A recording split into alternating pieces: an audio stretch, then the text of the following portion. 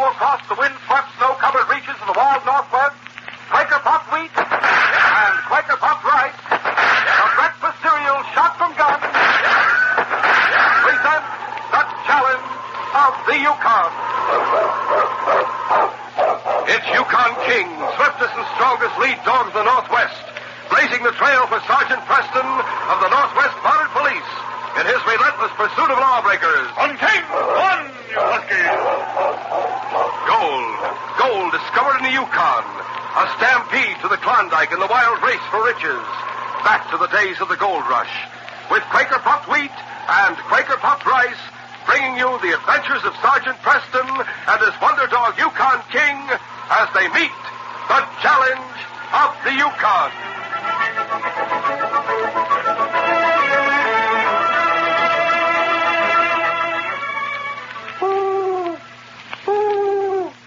Say, the owl is a wise old bird. And here's my idea of someone who's plenty smart, too. It's the fellow or girl who eats a breakfast of Quaker Puffed Rice or Quaker Puffed Wheat with milk or cream and fruit. These king-size, ready-to-serve premium grains of rice or wheat are shot from guns. Yes, actually exploded up to 8 times normal size to make them bigger and better tasting.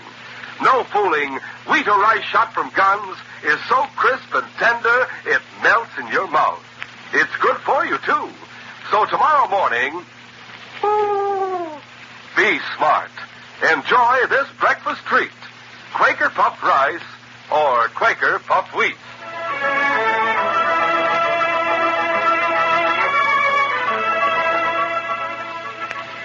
Mrs. Trent held the doll up for Jeff Morton's inspection. What do you think of her? Oh, she's beautiful, May. Mary's going to love her. I can't thank you enough. Why, dressing this doll has made my Christmas for me, Jeff. I'm only sorry that Paul and Mary won't be here tomorrow. Well, you know what the doctor said. Mary has to stay in bed for a few more days. Perfectly right. There's no sense in taking chances after the siege she's been through. I'll have her down here for a party on her birthday. And now, do you have everything? Candy? Well, here. Cookies? Here. And here's the doll. Be careful of her. You can bet I will. And be careful of yourself, too. It's a dangerous trail up there in the woods. Especially after you hit the creek. Well, Merry Christmas. I'll see you, May. Thanks again. Jeff drove out of the little town of Greenwood just as it was getting dark. He followed the Klondike in the direction of Dawson until he neared the mouth of Christmas Creek. He could see a large campfire near the edge of the woods, and thinking it might be some of his friends on their way to Dawson, he drove straight toward it. But the sight of a tall figure lit by the flames made him step on the brake and call out to his team to stop. Oh there. Gee there. Get around. It's Taranga. This escaped from jail. Taranga and his renegades. Get around there. As Jeff turned his team around, the renegade chief Taranga saw him. Mush on! Taranga ordered his men to open fire. One of the bullets hit Jeff in the right leg, but his grip was firm on the crossbar, and he managed to stay on the running board. I gotta warn the folks in Greenwood. Mush! He urged his team back along the trail to Greenwood, and his dogs soon carried him out of range of the renegade's guns. But he didn't dare stop and take care of his wound at that moment. On he drove until he saw the 7 buildings that made up the little settlement. When he reached Harry Worth's store, he called out to the team to stop. Oh there. Harry! It was 6-year-old Sonny Worth who opened the door. Mr. Morton! Get your dad, Sonny, and start ringing the fire bell. Dad! It's Jeff Morton! He's been hurt bad! What's that? Fire, Sonny. Why are you ringing? Come here, Harry. Jeff! I just saw Taranga and about 20 men. What? The mouth of Christmas Creek. You better get everybody into the store. They're heading this way. You know what you're saying, man. Of course I do. I saw them. But they haven't got dogs. It'll be a little while. Hey, you've been wounded. I stuffed a bullet in my leg. I can walk, though, if you help me. Where's the fire, Harry? There's no fire. It's Taranga and his renegades. They're heading this way. Everybody into the store, everybody. Hey, get in the store there. Hey, keep that bell ringing. 10 minutes later, all the inhabitants of the little community were standing around Jeff while the doctor bandaged his leg. I'll be through in a minute, Jeff. You won't be able to move for at least 2 or 3 days. But my kids, Paul and Mary, I gotta get back to them. I'll go up there as soon as this is over. Joe, come on with me. Right. You too, Mac. There's guns and ammunition in the storeroom. Hey, there's a dog team coming into town from the east. You said Taranga didn't have any dogs, Jeff. I saw him at Christmas Creek to the west. I recognize the lead dog. It's King. It's Sergeant Preston. On his way back from Lost River. The sergeant and King were welcomed. Jeff told his story, and the sergeant took charge of the preparations for the siege. Each man was at his post with an extra loaded rifle and a store of ammunition beside him. And all the lamps had been put out when the defenders heard the yells of Taranga's men. The fight began. Taranga tried to rush the building, but his first charge was driven back. Then he split up his followers. They surrounded the store and started creeping toward it. They aren't giving us much of a target now, but we can still keep them back. May Trent and Sonny Woods sat close to the wounded Jeff Morton on the floor. One of the renegade shots shattered the glass from a window, and the boy covered his head. Sonny. I'm scared. Oh, you mustn't. What will happen if they get in here? They won't, Sonny. You think the sergeant would let him do that? You must be brave like him. All right, I'll try. But it's Christmas Eve and they spoiled everything. No one can spoil Christmas Eve. We're going to have a party. We were going to sing songs and play games. Well, come on. Let's sing a song right now, then. Let's show Taranga he can't scare us. It came upon the midnight clear, that glorious song of old. Come on, Sonny, sing with me. All right, we'll show him. It came upon the midnight clear, that glorious song of Holding them in. old. Angels sang, the earth was not their heart. I think they've had enough. Peace on the earth, goodwill to men from heaven. They're clearing out. Hold your fire. World and song still their way to hear the angels sing. Oh, that was fun, Sonny. I think you're right. They're gone. Yes. Heading out of town the way they came. They won't be coming back tonight, but just to be safe, you'd all better stay right here until morning. You men can take turns standing guard. Okay, Sergeant. What are you going to do, Sergeant? King and I will try to make it to Dawson. I'm going there and bring back every man we have in the barracks. Taranga and his crew must be rounded up if there's going to be any peace in the Yukon tomorrow. Sergeant, I gave my word to Jeff. His boy and girl, Paul and little Mary, they're up there in the hills in his cabin all alone. I promised I'd go and make sure that they were safe. We'll all go. That isn't a job for one man. Yes, it is, Harry. I'll stop at the cabin on my way. You will, Sergeant? Of course, Jeff. What's more, I'd better take Paul and Mary into Dawson with me. Is that all right, Doc? Oh, I guess so. If Mary's bundled up well, better to take a chance on a little cold weather than on Taranga. But, Sergeant, you don't know where my new cabin is. Is it far from the old one? No. That was at the head of the creek. Well, yes, at the foot of the hill. There's a trail leading up through the woods. My new place is in a clearing right at the top of the hill. Yes? Paul will have a light burning in the window. It'll be easy to find. Maybe too easy. I mean, it goes on. There's no reason to think they're heading in that direction. But they might. Oh, heaven forbid. Heaven will, I'm sure. Don't worry, Jeff. I'll get the children. Somehow I'm sure you will, Sergeant. Will you take Mary's doll with you? What? It's on my sled. Well, the tyke won't have any Christmas at all if Santa doesn't bring her that doll. Take it to us, Sergeant. Of course, Jeff. I'll get it for you. On, King. The doll was given to the sergeant. The team was lined up, and he started out of greeting. On, King! On! As he turned west on the Klondike, he could hear the little group in the store start to sing. Their voices soon faded in the distance. It was a brilliant night, moon and stars and the northern lights. Green, yellow, and red streaking across the sky. He soon checked the speed of the team. Easy, King. Easy, boy. He had let everyone think he intended to head straight for Jeff's cabin and then drive on to Dawson. But his first mission was to find out where Taranga and his men had gone. It was their trail he was following, and it led him straight back to Christmas Creek. the mouth, he found the site of their old camp. They hadn't stopped there. Okay, all yours. Started up the creek, King. I think we'd better leave the team here, boy. Hide the sled. If they've made camp somewhere up above, we'll have to circle them to get to Jeff's place. Work our way through the forest. All we can hope is that they haven't gone too far.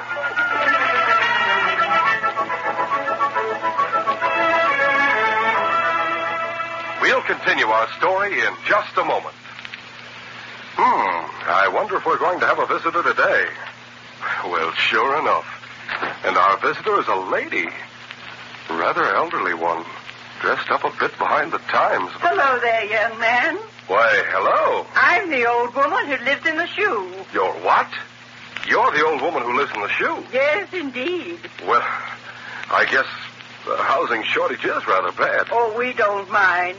We? Yes, myself and all the children. Oh, that's right. You're the lady with so many children you don't know what to do. But I do.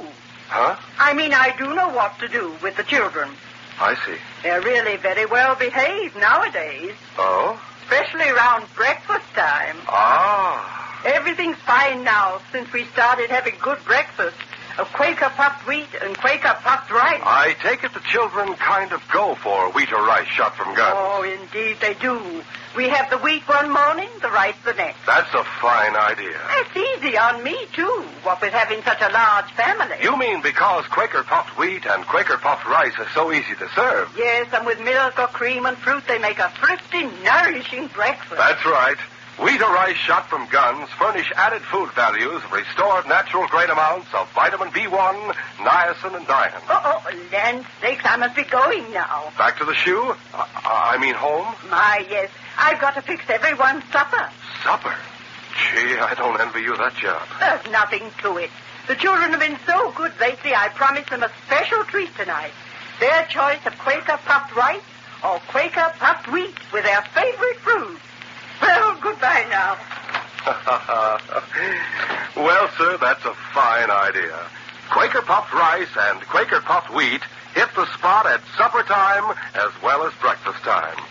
These king-size kernels are shot from guns to make them bigger and better tasting.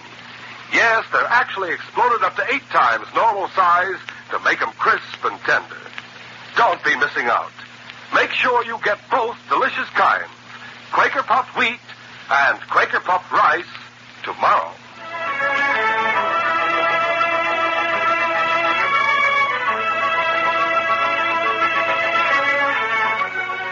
Now to continue our story.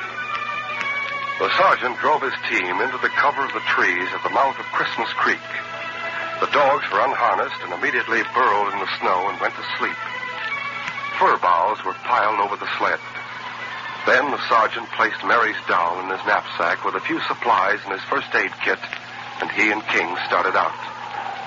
They followed the trail carefully, on and on toward the head of the creek. It was a relief when he finally saw a campfire glowing through the trees. Easy, boy. There's the foot of the hill. It's just about where Jeff's old cabin is. We'll make sure of the exact spot, and we'll work our way around it. Come on. Silently, the sergeant and King made their way toward the campfire until they could see Taranga's tall figure, his bitter, twisted face. There were at least 20 men with him. Good enough. Now to get up to Jeff's cabin, King. They cut to the west for 200 yards before they started up the wooded slope. Then suddenly, King growled a warning. He and the sergeant dropped to the ground in the shadow of a low bush. They heard a branch crack to their left, then the sound of footsteps. 2 of the renegades carrying firewood, a third with a rifle, were walking toward them, closer and closer. They were less than a dozen feet away from the bush that concealed the sergeant and King when they passed it. The sergeant held his breath. Directly above him, a fir bough was heavily weighted with snow. For hours, the snow had been exerting a steady pressure, and now the bough gave way to it slightly, and the snow slid from the branch to the ground. The Indian with a rifle whirled and fired in the direction of the sound. The sergeant stifled a groan. The Indians talked together for a moment and then moved on toward their campfire. Paul Morton was only 11, but he was a husky youngster. He was dozing in a chair near the window where a lighted candle burned. The shot woke him. Oh. Hey, it sounded like a rifle. Paul, What, Mary? I heard a shot. That was only a limb cracking in the cold. You know the way they do. Well, it sounded like a shot. It wasn't. It's Indians. It's Taranga. Go on. He's in jail. What if he got out? Would he come back here? How could he get out? You forget about Taranga. Why did Pa have to go away? He had to go and tell Santa Claus what you wanted for Christmas. A new dress and a doll. Now what's the matter? Santa Claus won't come here. Of course he will. Taranga won't let him. Oh, where do you get such ideas? Santa Claus is a lot braver than Taranga. Well, I can handle him. Oh, you can't. I can, too. I can shoot just as good as Pa can. And if Taranga comes around here, I'll give it to him good. Why don't you go to sleep, Mary? Santa Claus won't come if you don't. He won't come anyway. Oh, don't. Listen. What? I think I hear somebody coming up the hill. Well, it isn't Pa. The dogs would be barking. I guess I was just imagining things. Don't go away. I'm not. I think maybe I'll shine up this rifle some. You're not shining it.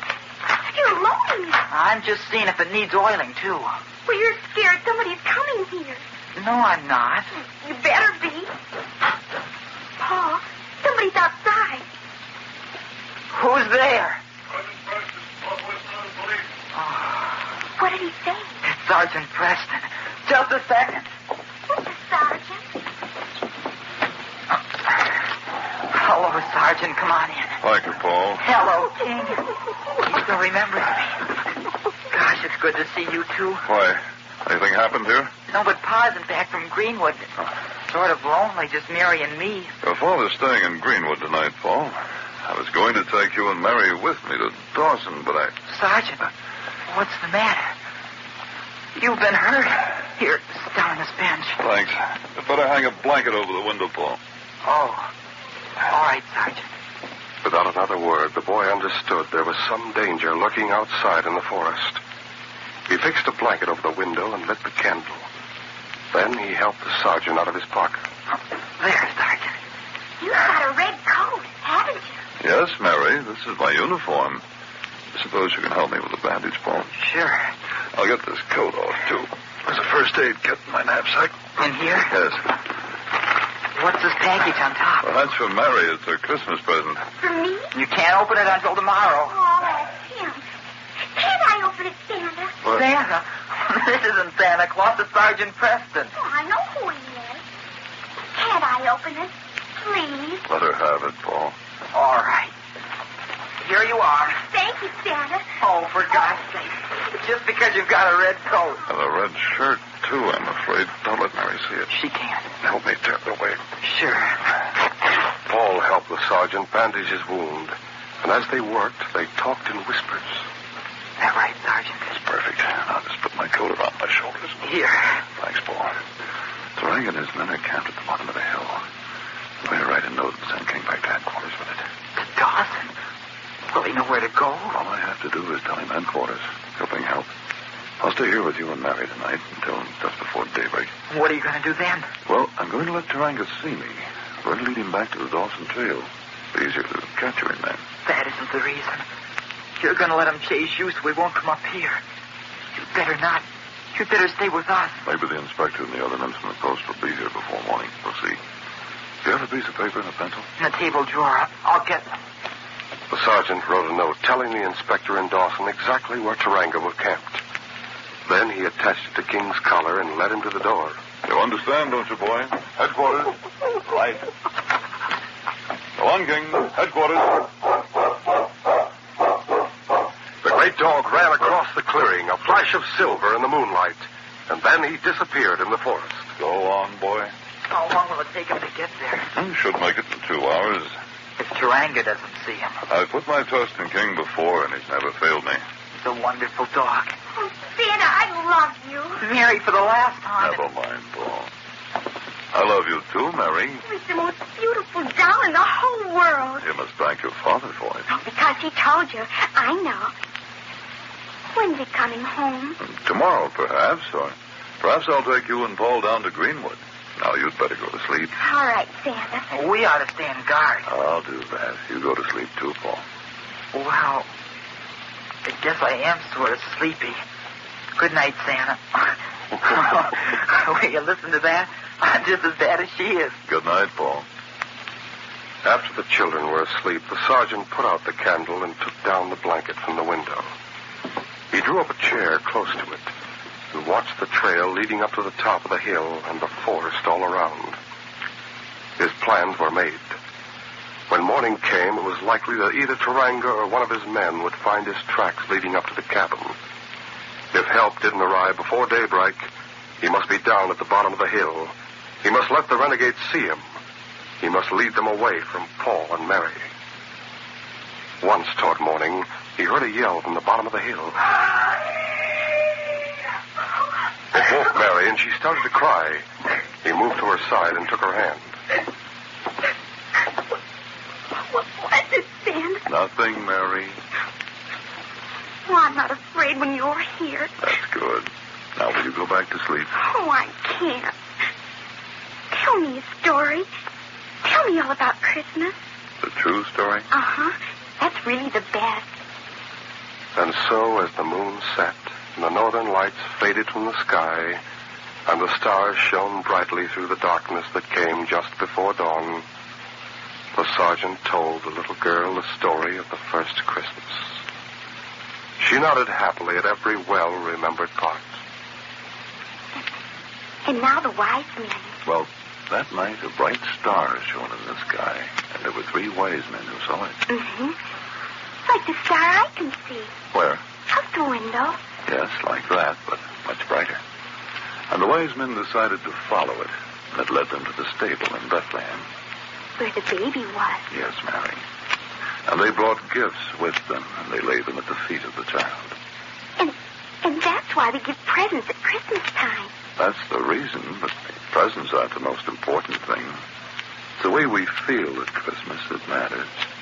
The warmth and kindness in our hearts. What they call the Christmas spirit. Why doesn't Taranga have it? Well, he may someday.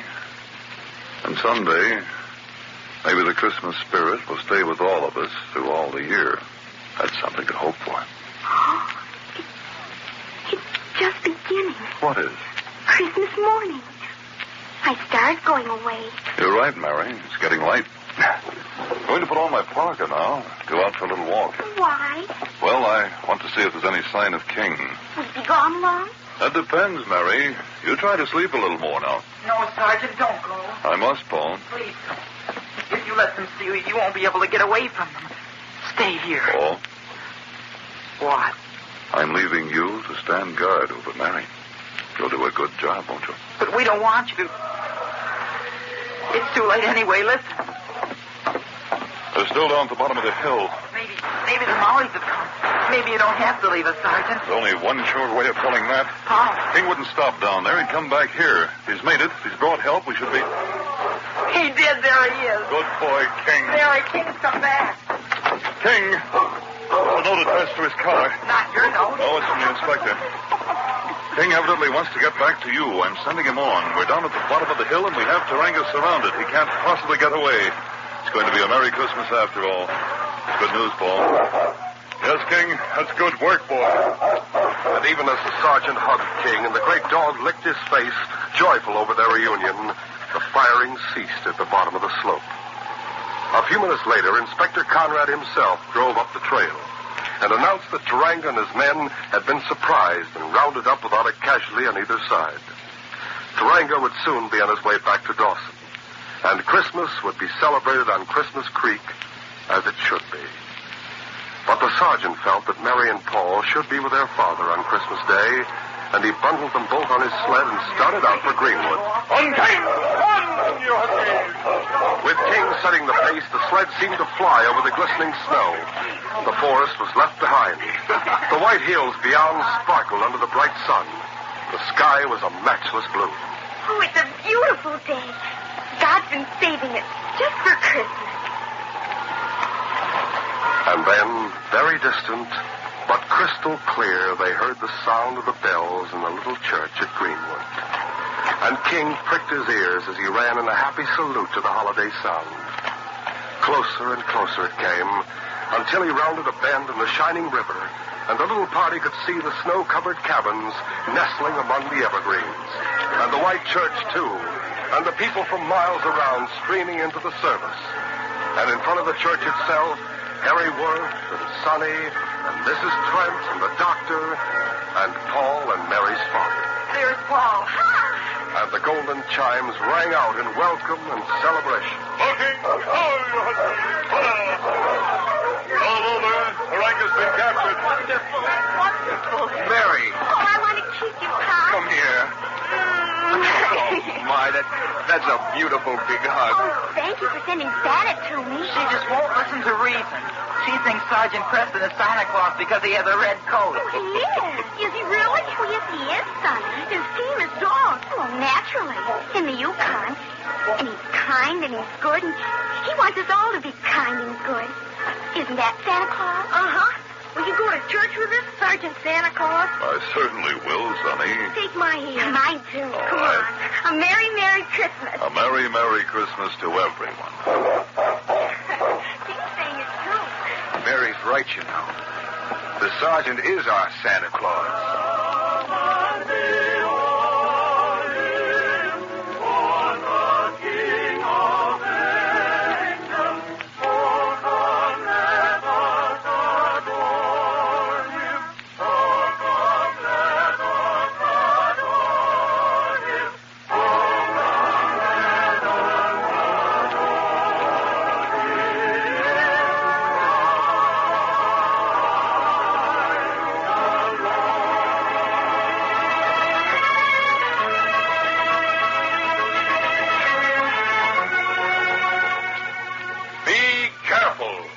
Accidents can happen.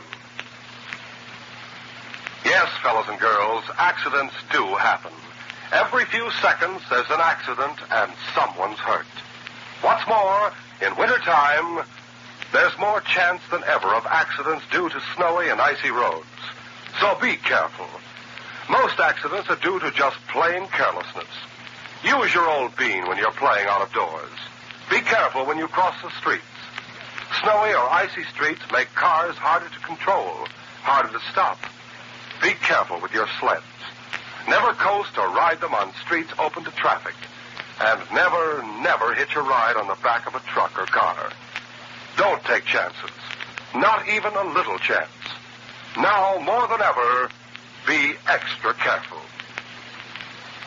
These radio dramas, a feature of the Challenge of the Yukon Incorporated, are created and produced by George W. Trendle, directed by Fred Flowerday, and edited by Fran Stryker.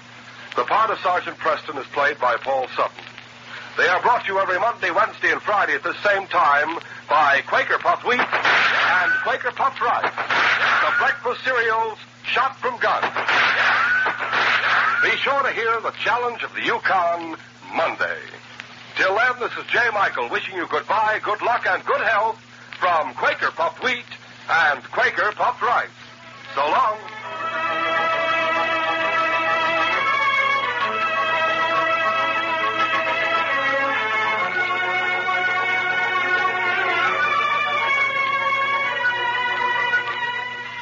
For a delicious hot breakfast, eat Quaker Oats. The giant of the cereals is Quaker Oats. Yes, the giant of the cereals is Quaker Oats. Delicious, nutritious, makes you feel ambitious. The giant of the cereals is Quaker Oats. Say, boys and girls, you want to be a star someday in sports and activities? Then start on good Quaker Oats breakfast tomorrow. Because nourishing oatmeal gives you more growth and endurance than any other whole grain cereal. Still less than 1 penny a serving. Quaker and Mother's Oats are the same. This is ABC, the American Broadcasting Company.